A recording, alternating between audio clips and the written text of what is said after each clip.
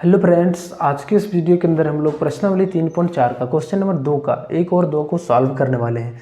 तो बने रहिए एंड तक और चैनल पर नए हैं तो सब्सक्राइब कर लीजिए। क्वेश्चन नंबर 2 में है कि निम्न समस्याओं में रेखिक समीकरणों के युग्म बनाइए और उनके हल यदि उनका अस्तित्व हो तो विलोपन विधि से ज्ञात कीजिए। पहले इसके लिए हमें समीकरण प्राप्त करना होगा और उसको फिर से हम लोग विलोपन विधि के द्वारा सॉल्व करेंगे। तो क्वेश्चन नंबर 1 में है कि यदि हम अंश में 1 जोड़ दें तथा हर में से 1 घटा दें तो भिन्न 1 में बदल जाती है। यदि हर में 1 जोड़ दें तो यह 1/2 हो जाती है, तो वह भिन्न क्या है। हाँ, तो चलो हम लोग पहले एक काम करते हैं, अंश को मान लेते हैं कुछ और हर को भी मान लेते हैं, और जो बोला गया है वैसे उसको हम लोगों को यहाँ पे करते चलना है और हमें वहाँ पे जो समीकरण मिलेगा उसी को विलोपन विधि के द्वारा सॉल्व करना है। चलो, तो ये हमारा क्वेश्चन है कि यदि हम अंश में 1 जोड़ दें तथा हर में से 1 घटा दें तो भिन्न 1 में बदल जाती है, और यदि हर में 1 जोड़ दें तो यह 1/2 हो जाती है। पहले हम लोग जो भिन्न है उसको हम लोग कुछ मानेंगे, ठीक। तो हम यहाँ पे अंश मान लेते हैं कि माना भिन्न का अंश। आप एक काम कर सकते हैं, यहाँ सॉल्यूशन लिख करके आप सॉल्व कर सकते हैं, ठीक, बहुत अच्छा रहेगा। माना भिन्न का अंश मान लेते हैं x, ठीक। और यहाँ पे हम लोग क्या करेंगे, भिन्न का जो भिन्न का हर मान लेते हैं यहाँ पे y। तो ये हमारा अंश हो गया और ये हमारा हर हो गया। अगर यदि हम यहाँ से भिन्न बनाना चाहें तो क्या होगा, x बट्टा का y हो जाएगा। अतः भिन्न जो हमारा हो जाएगा वो अंश ऊपर होता है और हर नीचे होता है, ठीक। अब यहाँ पे जो क्वेश्चन में बोला गया है कि यदि हम अंश में 1 जोड़ दें तो हम अंश में जो है सो 1 जोड़ दें, चलो ठीक है।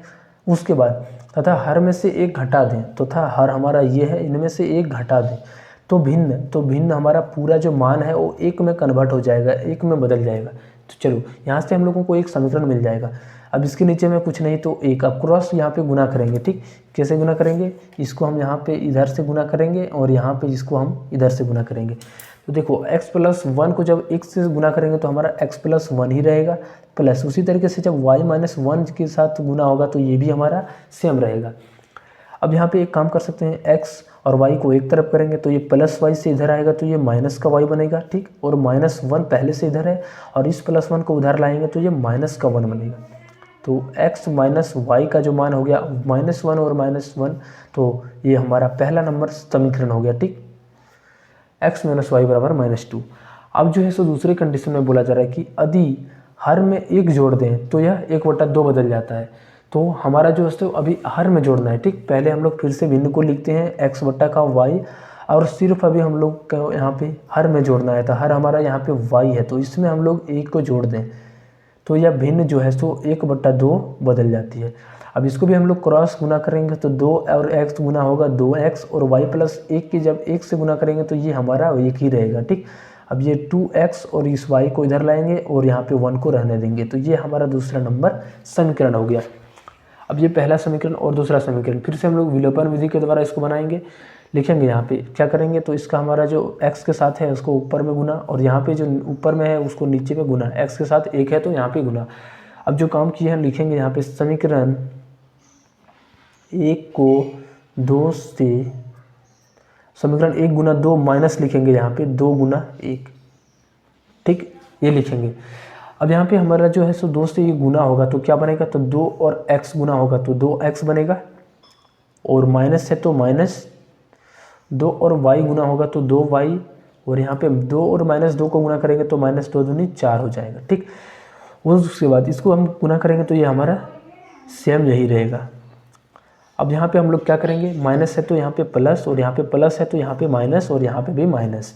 अब ये 2x कट जाएगा तो -2y, और यहाँ पे +y तो ये माइनस का y हो जाएगा, और -4 और -5 तो ये माइनस का 5। अब यहाँ पे y का जो मान आ गया हमारा, कितना आ गया, y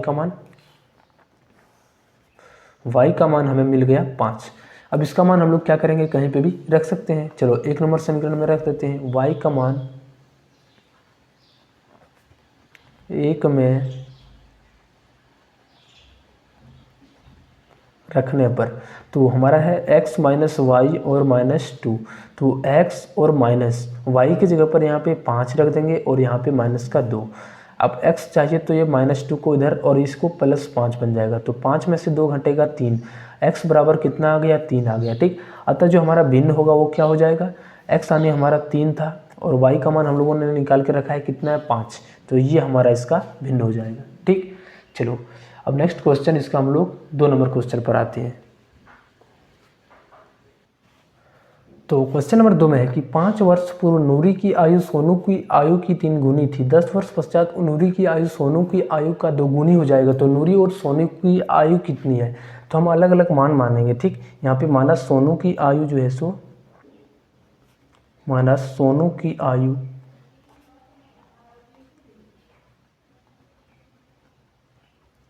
ये हमारा x वर्ष है। ठीक, और उसी तरीके से जो हमारा नूरी है उसका भी आयु मान लेते हैं। नूरी है आयु, नूरी की आयु उसको हम लोग y मान लेते हैं। तो यहाँ पे पहले जो बोला गया कि 5 वर्ष पूर्व, तो हम दोनों को इक्वल करेंगे x और इधर हमारा हो गया y। ये हमारा हो गया सोनू की आयु और ये हमारा हो गया नूरी का आयु। तो बोला रहा कि 5 वर्ष पूर्व, तो दोनों में हम लोग 5 माइनस, यहाँ पे भी 5 माइनस।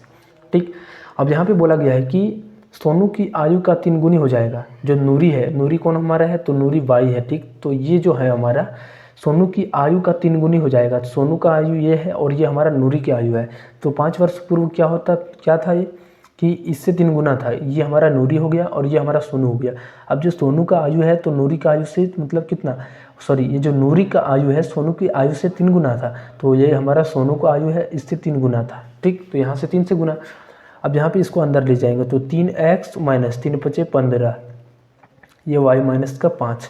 अब यहाँ पे क्या हो जाएगा 3x माइनस y को इधर लाएंगे और इस 15 को उधर लाएंगे तो -5 हो गया और यहाँ पे प्लस का 15।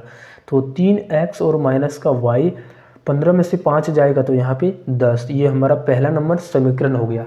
अब दूसरा वाला समीकरण में है कि नूरी की 10 वर्ष पश्चात, तो पहले हम लोग x और y फिर से लिखेंगे, x और इधर y।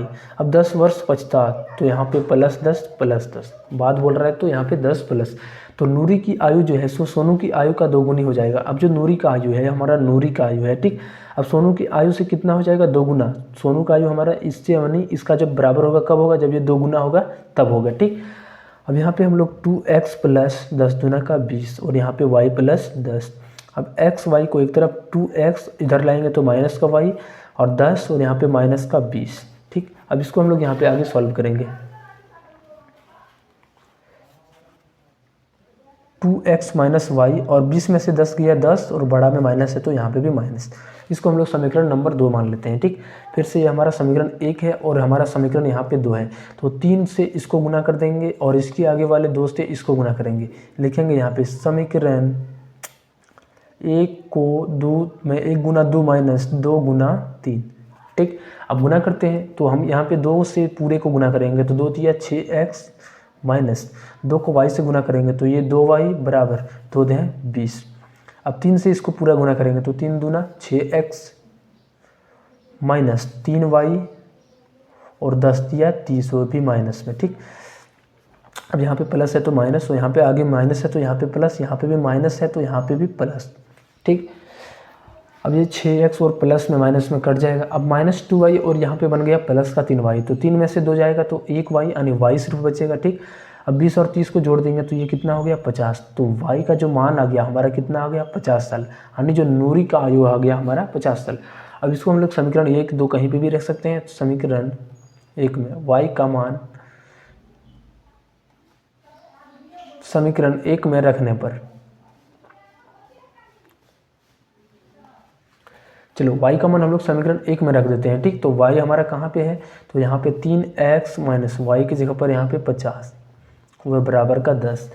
अब 3x बराबर जो हो गया उधर जाएगा तो 50 प्लस में चला जाएगा तो 50 और 10 मिल करके 60, तो यहाँ पे कितना बार में 20 बार में, तो x का जो मान आ गया वो क्या आ गया 20 आ गया।